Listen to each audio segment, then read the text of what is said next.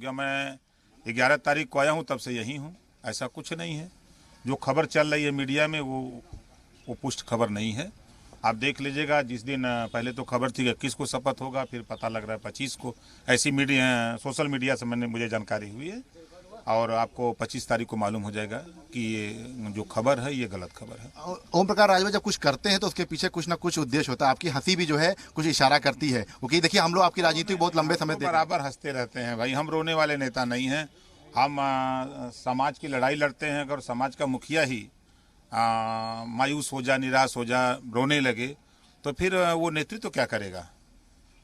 जीत को भी हंस के गले लगाना है और हार को भी हंस के गले लगाना है। दोनों ही मिलता है, हार या जीत।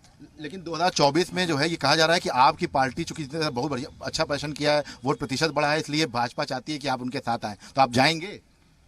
हम समाजवादी पार्टी के साथ हैं। लोकसभा का चुनाव हम लोग मिलकर लड़ेंगे। अभी स्थानीय निकाय का चुनाव हो रहा है।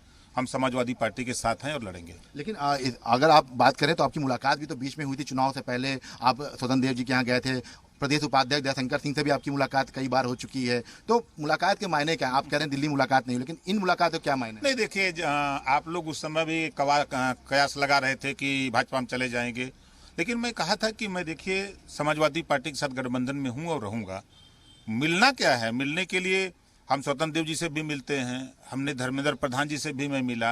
लेकिन मुलाकात हुई है? नहीं, ऐसा कोई ये जो खबर चल रही है गलत खबर है। कि उत्तर प्रदेश में इस वक्त लगातार जो है सियासत जो है गर्म है, और इस बीच अगर हम बात करें तो ओम प्रकाश राजभर ने सीधे तौर पर जो है मना कर दिया है कि वो बीजेपी के साथ नहीं जा रहे हैं। लेकिन चूंकि उत्तर प्रदेश की राजनीति में अगर हम बात करें तो इस वक्त लगातार ये चर्चा है कि ओम प्रकाश राजभर क्या उत्तर प्रदेश मंत्रिमंडल का हिस्सा बन सकते हैं।